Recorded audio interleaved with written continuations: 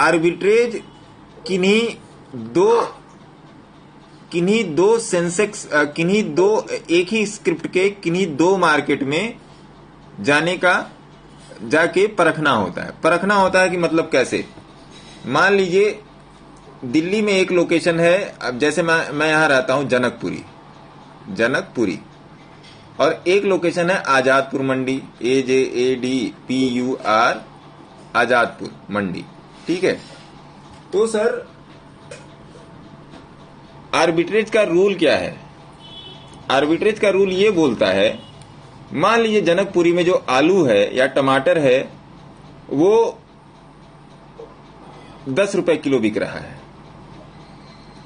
और आजादपुर मंडी में जो है टमाटर है वो 20 रुपए किलो बिक रहा है।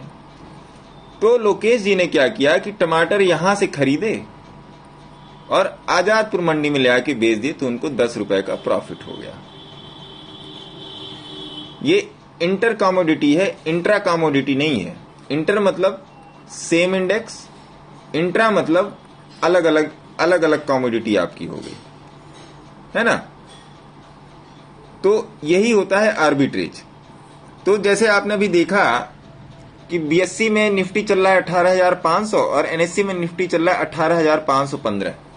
तो आपने बीएससी की निफ्टी को सेल कर दिया, 18,000 बड़े वाले को आपने सेल किया, 18,515 को आपने सेल कर दिया, 515 को आपने सेल कर दिया, और 18,500 को आपने बाई कर लिया, ठीक है जी। अब आपको इसे 15 रुपए का प्रॉफिट हो रहा है। बड़े बड़े इंस्टीट्यूशंस क्या करते हैं? यही काम करते हैं। बड़े बड़े इंस्टीट्यूशंस जो करते हैं, जिनको आप लोग बोलते हैं ऑपरेटर, वो इसी डिफरेंस का गैप उठाते हैं, सर। इसी तरीके से स्टॉक्स में भी बनता है। स्टॉक्स में कैसे बनता है? मान लीजिए रिलायंस है, बीएससी में रिलायंस चल रहा है 2500 रुपए, एनएससी में रिलायंस चल रहा है 2490 रुपए। तो अब बेचेगा कौन? एनएससी वाला। अब बीएससी वाला बिकेगा, ये होगा सेल क्योंकि ये बड़ा प्राइस है, और ये होगा बाई, ये छोटा प्राइस है। तो ये 10 रुपए का डिफरेंस आ गया। इसको करने के बाद वो लोग सेम स्ट्राइक प्राइस का अब इन दोनों का स्ट्राइक प्राइस कितना निकला? एटीएम कितना निकला? 2500 रुपए ही निकला। 2500 की कॉल और पुट दोनों ही बेच देते हैं। 2500 की कॉल और पुट इस आर्बिट्रेज के साथ बेच देते हैं, जिसको बोलते हैं सिंथेटिक आर्बिट्रेज, है ना साहब। ये दोनों उठा के बेच दिए।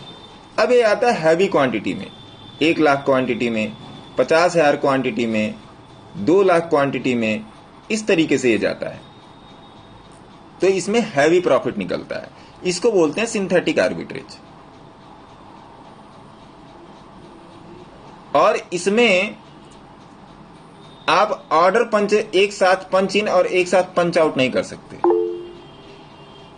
आप इसमें एक बार ऑर्डर एक साथ पंच इन एक बार पंच आउट नहीं कर सकते, क्योंकि दोनों कमोडिटीज, दोनों मार्केट अलग अलग हैं। यहां पर दोनों मार्केट के डिफरेंस को उठाया जा रहा है।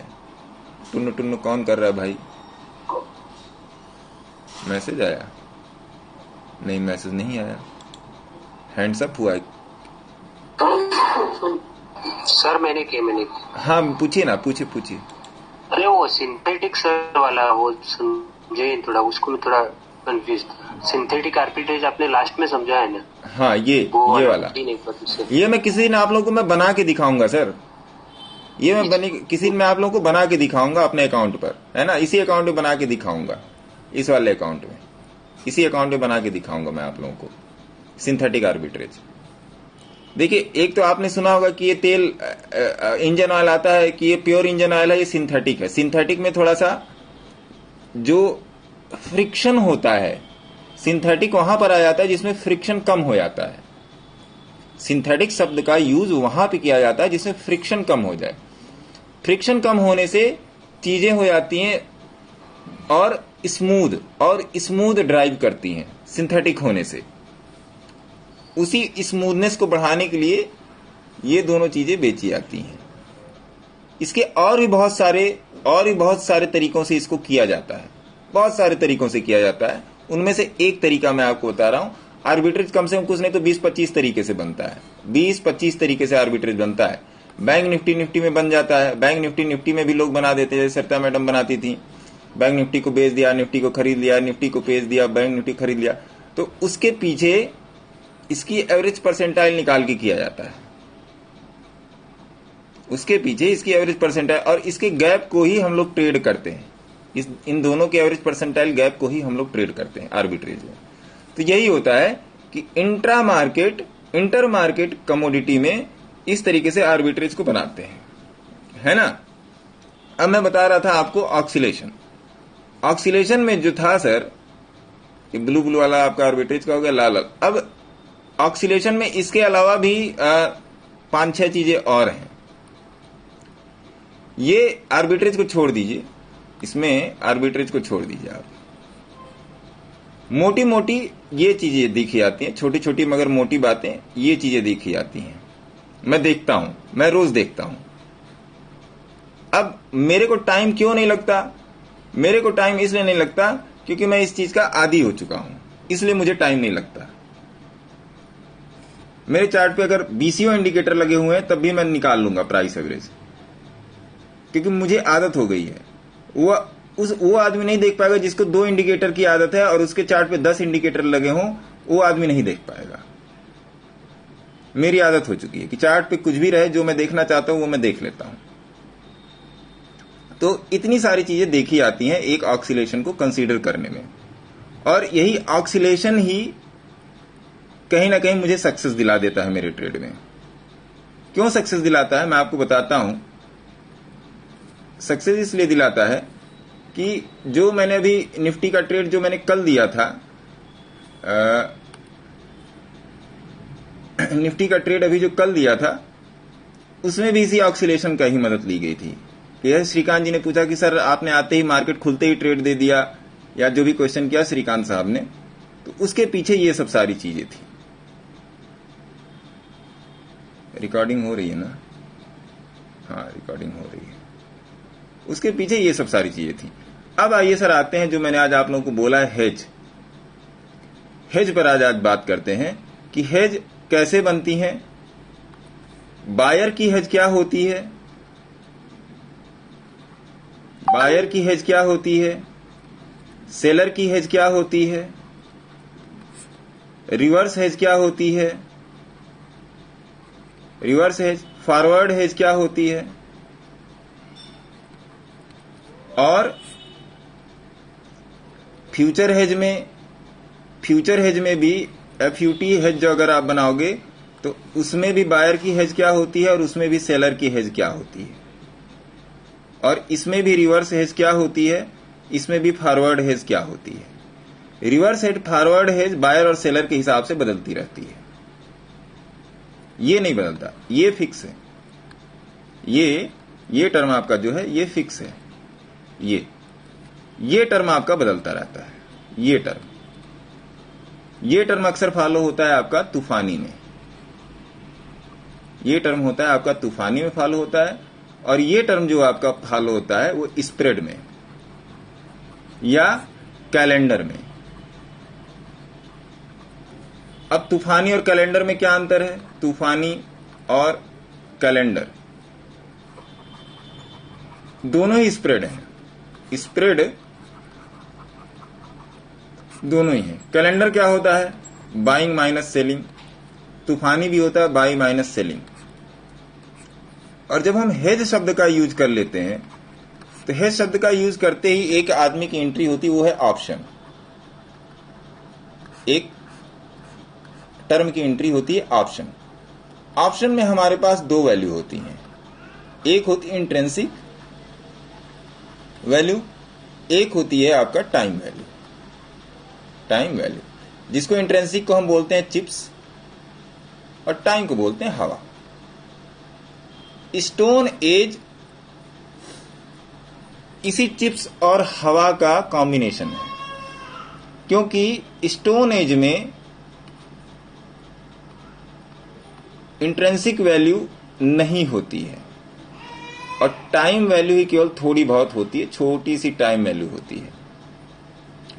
अब इसी इंट्रिंसिक वैल्यू और टाइम वैल्यू की कैलकुलेशन के साथ ही हम अपने हेज को क्रिएट करते हैं, चाहे वो ऑप्शन में हो, इंडेक्स ऑप्शन में हो, जैसे आप CP मिला के बनाते हो, चाहे वो फ्यूचर ऑप्शन में हो, जैसे आपने अगर फ्यूचर को बाई कर लिया तो आपने पुट को आपने बाई कर लिया, या कॉल को आपने सेल कर दिया। अब सेलर क्या करता है, जैसे मोहित जी यहां पे कॉल सेल करेंगे और मैं पुट बाई करूंगा। दोनों में थोड़ा सा डिफरेंस है, दोनों में थोड़ा सा डिफरेंस है। लेकिन अगर आप एक बार हेज सीख जाते हैं तो मेरे ख्याल से कि बहुत ही साफ तरीका है प्रॉफिट बनाने का, बहुत ही साफ तरीका है प्रॉफिट बनाने का। हेज 21, 22, 11, 47 और 17 और भी दुनिया भर की हेज हैं, उसमें मत जाइए, क्योंकि ये सारी हेजेस जो हैं वो एडजस्टमेंट मांगती हैं। मैं जो आपको हेज बना के देता हूं, ये हेज आपको मैं SL के साथ देता हूं, क्योंकि अगर हेज आपको दिखा रहा है कि इसमें 20,000 का प्रॉफिट और 50,000 का प्रॉफिट है और 20,000 का लॉस है, तो मैं आपको ऐसी जगह पे इसका, या आप खुद निकालने लायक हो जाओगे कि आप 20,000 के लॉस तक तो आप रुकोगे ही नहीं, आप 8 से 10,000 के लॉस में निकल लोगे। ठीक है साहब, तो आइए एक एक करके इसको सीखते हैं कि कितने टाइप की हेज होती हैं, कितने टाइप से बनाया जाता है, बायर का पॉइंट ऑफ व्यू क्या होता है, सेलर का पॉइंट ऑफ व्यू क्या होता है, और स्टॉक में कैसे बनती है, ऑप्शन में कैसे बनती है, किस तरीके से इंट्रिंसिक वैल्यू को हम लोग कैलकुलेट करते हैं और एयर वैल्यू को हम लोग कैलकुलेट करते हैं, टाइम वैल्यू को। इन सब सारी चीजों पे थोड़ा सा ध्यान देते हैं। धीरे धीरे चला जाएगा, 1-2 दिन, 3 दिन, 4 दिन में कवर किया जाएगा इसको, लेकिन किया जाएगा कवर, क्योंकि हेज एक ऐसा माध्यम है जिससे बहुत बड़ा पैसा बनता है, बहुत ही बड़ा पैसा बनता है। लेकिन इसमें भी सर आपको ट्रेंड आइडेंटिफिकेशन होना चाहिए। ट्रेंड आइडेंटिफिकेशन आपका इसमें क्लियर होना चाहिए। आइए इसको सीखते हैं।